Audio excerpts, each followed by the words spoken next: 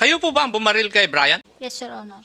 Yes. Bakit mo siya binaril? Binaril niya din po ako, sir. So, ay ibig sabihin, hindi asintado si Brian, ikaw asintado dahil sinabi mo kanina, isang putok ka lang, pinatamaan mo sa paa para ma-disable siya. Tama po ba? Yes, Your Honor. Tama? Napakagaling mo, Iha. Ilang beses kang nagpa-practice na magpaputok ng firearm mo na yan? Once a month, sir. Matanong ko nga, RD, yun ba yung SOP ninyo na members of the police force will fire their firearms once a month? No, Your Honor. Huwag kang magsasabi ng alam mo kung hindi mo alam. Kasi kung nagsisinungaling ka sa maliit na bagay, magsisinungaling ka na sa malalaking bagay. Niloloko mo na ako niyan eh. Tinanong ko lang kung alam mo yung proseso ng anti-illegal drug operations. Sabi mo, alam mo. Pero sa unang tanong ko pa lang, bagsak ka na. Thank you, Mr. Chair. Magandang hapon po sa atin lahat. May I ask the RG? Did I hear it correct na kayo po ay nag-iimbestiga doon sa mga participants sa operation na ito? Yes, yes, Your Honor. May ano po ang dahilan ninyo? Bakit nyo pinaimbestigahan po sila?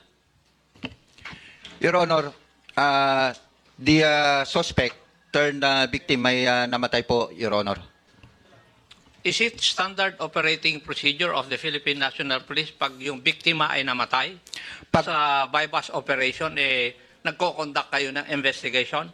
On the part of IAS, Your Honor, motu proprio po, pag police po ang involved. And as the regional director, it is my obligation, Your Honor, to know the truth surrounding the incident, Your Honor. So I immediately directed the provincial director of Batangas to conduct an investigation, Your Honor.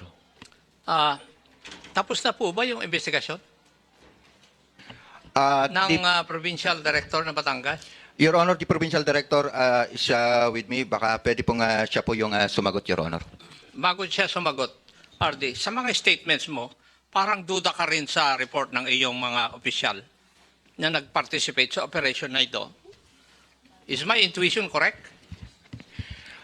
In all the bypass operation, meron pong reported arm encounter, nagpapakandak po kagad ako ng investigation, Your Honor.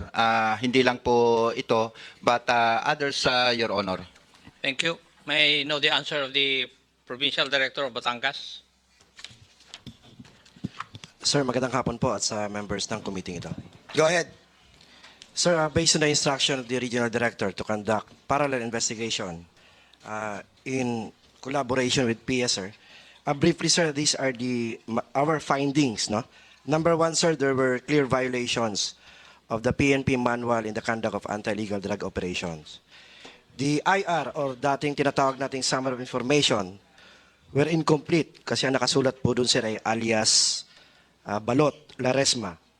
There was no proper validation conducted, hence no submission of surveillance report, developmental report, that would trigger the conduct of the appropriate bypass operation. So those prerequisite in the planning stage, sir, ay hindi po na-comply. Also, sir, the approved pre-operation clearance coming from the PDEA was approved around past 7 in the evening, 7:15, and they jumped off from their station at around 6:45. So, the operation was conducted without, hindi pa natanggap yung clearance coming from PDEA, which is required by regulation, sir. In other words, nag-jump off sila, nagsimula na sila ng operation without the PDEA clearance. Yes, sir. Okay, please proceed. Yes, sir. And also, sir, when we went over the documents submitted, particularly on the inventory of evidence seized in said operation, there was non-inclusion of the non-drug evidence, like the caliber 38 allegedly used by the suspect or victim, Brian Laresma. So that is very critical because it was alleged that there was an armed encounter. Hence, in the document submitted, it was not included as part of the evidence. And also, sir, non-coordination with the local police unit. Considering that this is a planned operation, at alam naman nila, sir, na yung lugar na pinangyarihan ay Candelaria, Quezon. It was Chaong, Quezon, sir, I should say. Chaong, Quezon. The reports, based on the reports, the incident happened in the territory of San Juan, Batangas. Hence, with that, sir, no, in summary, in coordination with the Internal Affairs Service of Batangas, as mentioned by the DRD, we have filed, or the PIAs have already served subpoena to them to answer the charges of neglect of duty for the Chief of Police for failure to supervise and control the acts of his men, and irregularity in the performance of their official duty, as they allege that it was a bypass operation, but based on the scrutiny of the documents submitted, so wala, sir, walang regularity, puro irregular. And also, sir, dishonesty for not declaring properly or truthfully the facts of the case, particularly the real place of incident. So this is a continuing effort, sir, and we will not, as instructed by RD, sir, we will not tolerate any wrongdoing, sir, and we will exact high standard of accountability at all levels of command, sir. Thank you, sir. Thank you. So, the higher authorities of the Philippine National Police in Region 4A know for a fact that the incident happened not within the jurisdiction of the San Juan Police Force, na sila ang involved doon sa alleged encounter. In other words, sinasabi po nyo sa amin, nag-operate po sila sa jurisdiction na hindi kanila. Yes, sir. Yes. Okay. Now, Mr. Chair, may I know if we have invited the medical legal officer of the Batangas Police Unit, Police Command? Naimbita ba? Comsec? Yung a certain Police Major Pete C. Malinaw, the medical legal officer of the Batangas PPO, who conducted the autopsy to the cadaver of the suspect. Nandito ba siya? Wala. Now, may I know also if the SOCO, led by Police Senior Master Sergeant Joel Barcelona, is also present? Wala rin.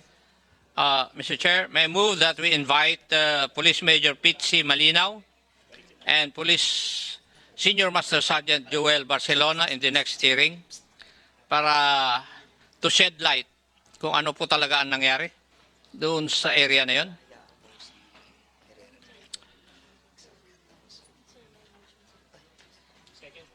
Sorry, Congressman Acop. There's a motion by Congressman Acop to invite the medical legal. Oh yes, The because the SOCO have conducted the also the autopsy. Yes. Okay, so all those the query of Congressman Acop, the COMSEC is hereby directed to secure all those documents and invite those people who had been mentioned by Congressman Acop. Thank you. So ordered. Thank you, Mr. Chair. May I know who was the team leader of that operation? Police Master Sergeant Juan Amparo Macaraig, Your Honor. Master Sergeant, did you follow or alam mo ba yung manual ninyo sa illegal drug operations? Yes, Your Honor. And may I know how many phases are there? If you know.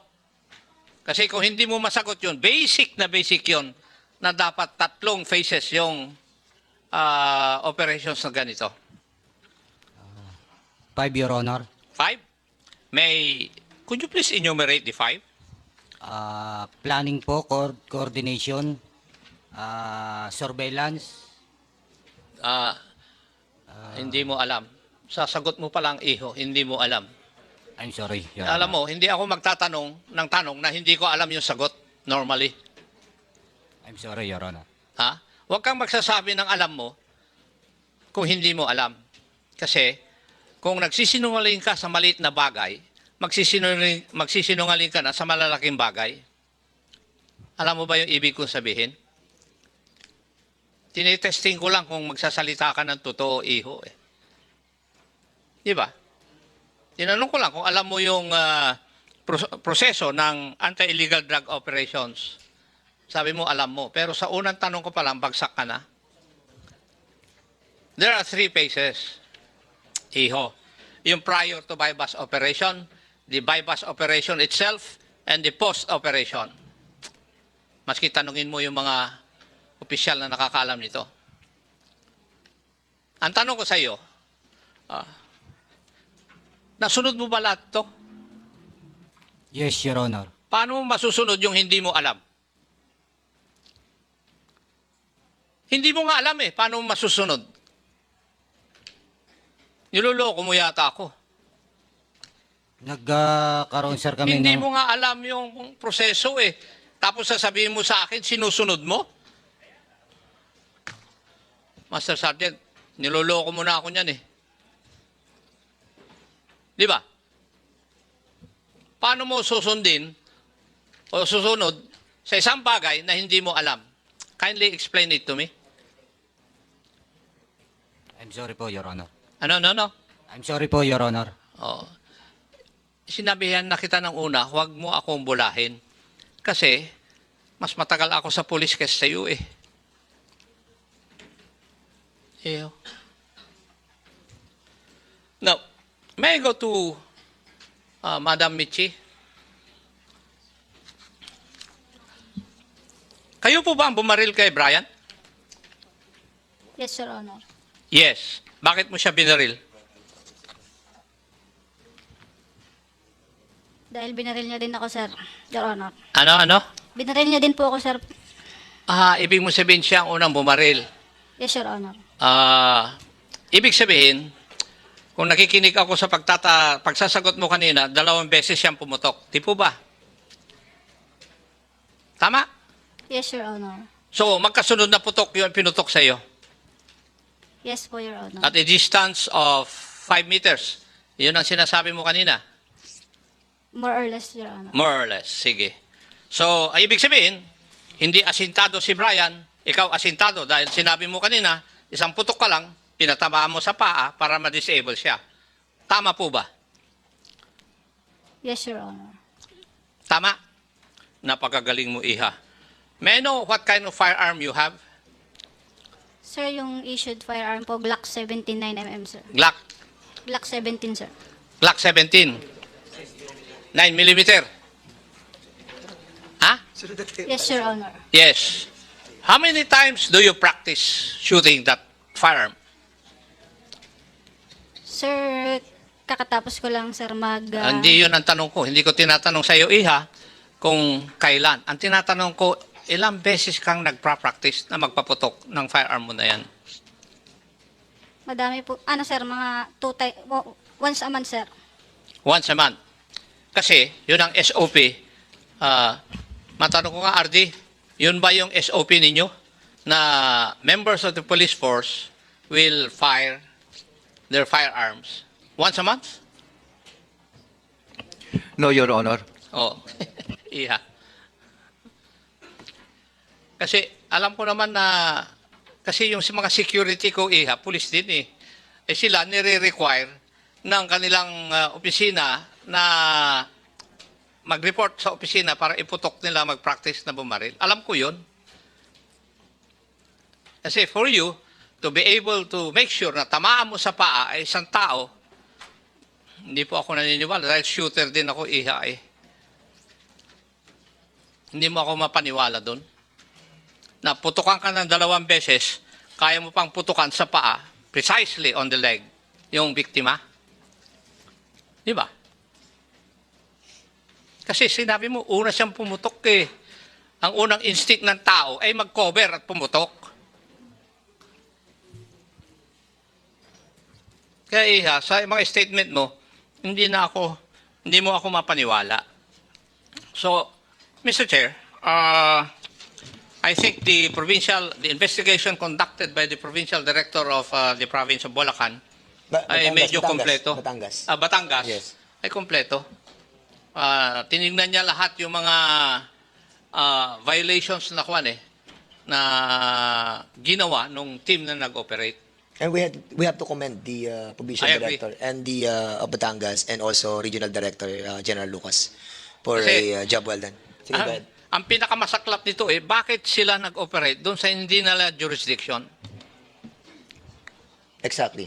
And the mere, I think the statement or the investigation of the provincial director of Batangas is that ini-report pa nila na dun sa Batangas, San Juan, Batangas nangyari. Doon pa lang sa mga report nila, Mr. Chair, ay talagang binibitin na nila yung mga sarili nila eh. My interpellation will continue Yes. in the next hearing, Mr. Chair. Thank you very much. Maraming salamat po, Chairman Acop. Before we proceed and before I recognize Congressman Paduano, the Chair would like to acknowledge the presence of Congressman Bienvenido Abante. Meron kaming susunod na hearing dito yung aming pong excess debts. Kaya siguro 5 minutes na lang po tayo, but we will be inviting over again all these people who are involved. Ang tanong ko lamang kasi, dito sa affidavit nung si Adrian Dimalig Laresma, ay na matapos na mabaril ang aking kapatid na si Brian ay hinila ng mga operatiba na sakay sa pulang kotse upang ipasok sa loob ng nasabing sasakyan. Na pagkapasok ng aking kapatid na nasabing sasakyan ay pilit akong pinaalis ng mga operatiba sa lugar ng pinangyarihan ng insidente at dahil sa takot ako'y umalis na at patungo sa di kalayuan ng insidente doon sa Barangay del Rosario, Chaong. So nangyari sa Chaong, so hinila niyo yung katawan ng tao, isinakay niyo sa sasakyan, inilipat niyo ng San Juan para hindi na kayo magko-coordinate doon sa Chaong Municipal Station. Is this correct assumption? Makaraig. No, Your Honor. So mali ako. Mali kami sa mga binabasa namin ngayon, ng mga affidavit lahat and even the report of the provincial director and regional director. Mali kami lahat. Kayo tama. Ganun ba yun? Yes, Your Honor. Okay. So kami nagsisinungaling, hindi kayo nagsisinungaling. Makaraig. So nagsisinungaling kami mga members of this committee. Can you reply to me directly? Nagsisinungaling kami. No, Your Honor. Oh. So hindi kami nagsisinungaling. So tama kami. Makaraig. So tama kami. Kayo mali. Okay. So I will not be Umani naman ito ng iba't ibang reaksyon mula sa ating mga netizens. Ayon kay Vivencio Hernandez, pag si Kong Acop naging senador, maraming makukulong talaga kasi magaling mag-imbestiga wala silang lusot. Pahayag naman ni Rolando Gutierrez, ang galing ni Road at PD, sana lahat ganyan walang kinakampihan kahit kasamahan mo pa. At ito naman ang saloobin mula sa ating kababayan na si Ulysses Diso, daming gustong magpulis ngayon dahil napakaganda ng sahod at benepisyo. Pero yung iba nagpulis para maging kriminal. Mga kababayan, feel free to comment below para maglabas ng saloobin sa balitang ito.